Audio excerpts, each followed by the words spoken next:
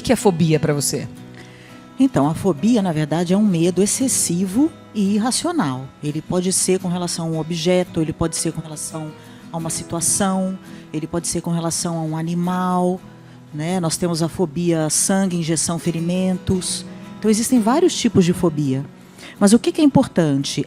A pessoa ela tem consciência de que aquilo não é normal, mas ela não consegue se controlar. E toda vez que ela entra em contato com o objeto ou a situação fóbica, ela tem um ataque súbito de ansiedade. Mas é uma ansiedade muito forte. Ela pode chegar, inclusive, até uma crise de pânico. Olha. A fobia pode desencadear outras coisas, então. Em geral, a fobia sempre vem acompanhada por um outro transtorno de ansiedade. E é aí que a gente entra com a medicação. Então, você quer me dizer que uma pessoa ansiosa tem mais chances de ter fobia do que uma pessoa que não é ansiosa? Em geral, sim. Em geral, a pessoa que já é mais ansiosa, já tem um basal mais ansioso, ela tem uma predisposição maior, tanto para desenvolver síndrome do pânico, quanto para desenvolver uma fobia. Quais são as fobias mais comuns que vocês podem trazer? Olha, existem várias, né? Assim, fobia de avião, por exemplo, é bastante comum. Agorafobia, que é aquela fobia que você tem de estar em um lugar onde, se você tiver uma crise de pânico ou uma crise de ansiedade, você possa não conseguir ajuda. Então, por exemplo, estar no meio de uma multidão, estar numa fila, estar em algum lugar fechado, né? Acrofobia, que é medo de altura. Medo de animais também, medo de aranha, fobia, né, no caso, sim. Fobia de aranha, fobia de... Recomendam para essa pessoa que não tem um medo, uma fobia extrema, não é uma coisa que prejudica, mas é num momento, talvez, de uma apresentação, de uma palestra, de falar em público, de estar aqui.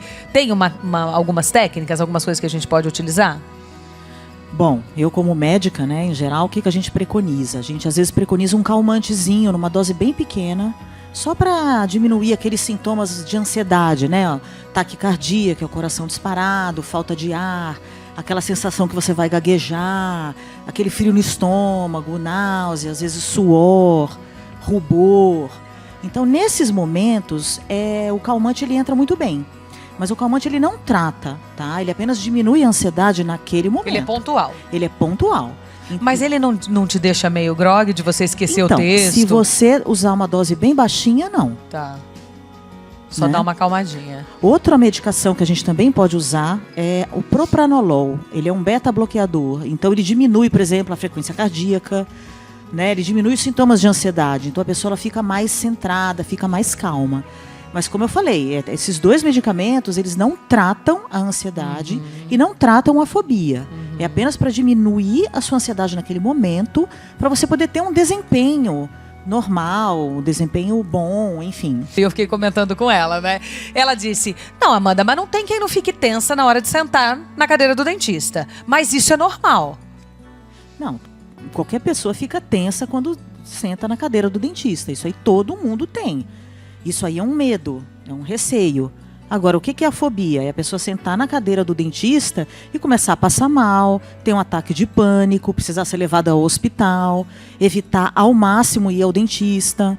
Então a pessoa pode ficar anos e anos e anos sem ir ao dentista, porque uma característica da fobia é você sempre se esquivar daquele objeto ou daquela situação. Ou então, como você disse, dramatizar ou negativar, não sei se é essa palavra. Eu falei pra ela que ontem, quando eu entrei na cadeira, eu tava sentindo um dentinho doer. Aí eu disse, doutora, é certeza que tem que fazer canal? E ela falou, a gente já cria... É catastrofizar. Então, uma coisa que é pequenininha vira uma coisa gigante, né? O ansioso, em geral, ele sempre catastrofiza. Então, a fobia, ela pode ser desencadeada por um evento estressante, né? Um fator estressor. Mas, na maioria das vezes, a pessoa não sabe de onde vem a causa daquela fobia que ela tem, né? Outra coisa que pode desencadear a fobia é, por exemplo, você ter um ataque de pânico numa determinada situação. E aí você começa a ter fobia daquela situação. Então, por exemplo, você tem um ataque de pânico dentro do carro. Aí você começa a ter fobia de dirigir. Você começa a parar de dirigir e aí você começa a ter problemas. Você não consegue sair para trabalhar, você não consegue sair para se encontrar com as pessoas. Você começa a ter prejuízo na sua vida, né? Com relação ao fator genético, em geral, os transtornos de ansiedade, eles têm um componente genético bem forte. A fobia nem tanto, Mas sempre existe uma questão genética. Se você é criado por um pai ou uma mãe fóbicos, né? Eu acho que você também adquire também aquela fobia. Por exemplo, se você tem uma mãe que tem uma fobia muito grande de animais, de gatos, aquilo você acaba meio que começa a desenvolver, né? Aquilo também. Então é difícil a gente saber até que ponto é genético, até que ponto é ambiental. Em geral é uma mistura, né, de fatores genéticos e fatores ambientais. Rafa, como é que trata esse medo? Tem cura, doutora, fobia? Como é que trata isso? Olha, o tratamento da fobia, ele é muito mais psicoterápico do que medicamentoso, né? E o tratamento assim, de ouro, vamos por assim dizer, é uma técnica chamada terapia cognitivo-comportamental. É uma técnica que visa exatamente aquela questão, aquela dificuldade, aquela fobia. Mas psicoterapia é sempre muito importante, seja qual linha for, né? Agora, o nosso papel como psiquiatra, onde que a gente entra? Em geral, quem tem fobia tem algum outro transtorno de ansiedade associado. Então, a gente trata esse outro transtorno associado, como, por exemplo, um transtorno de pânico, um transtorno de ansiedade generalizada. Aí sim a medicação faz um efeito muito bom, mas nós usamos antidepressivos que atuam mais na serotonina. Então, o que trata a ansiedade não é ansiolítico, não é calmante, são os antidepressivos, né? Aquilo que eu falei, eventualmente, quando a pessoa vai se expor naquela situação, a gente pode entrar com uma dosezinha bem pequenininha, de um calmante, alguma coisa assim. Mas isso não trata. O que trata são os antidepressivos mesmo. Engraçado que essa fobiazinha, esse medo, não vem meio acompanhado de um arrepio? É você ver um negócio e te dá tipo um arrepio daquilo, né? Exatamente. Dá uma coisa assim, meu Deus, não é muito doido. Vocês, como profissionais, têm? Eu sei que deve ser super controlado, mas tem. Claro, nós somos seres humanos, né? A gente sempre tem, né? Eu, por exemplo, eu tenho medo. Não chega a ser uma fobia.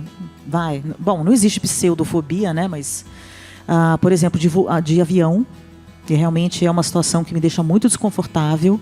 Eu não deixo de viajar. Eu amo viajar. Mas, assim, é desconfortável para mim, né? E eu tenho aí uma pseudofobia também de barata.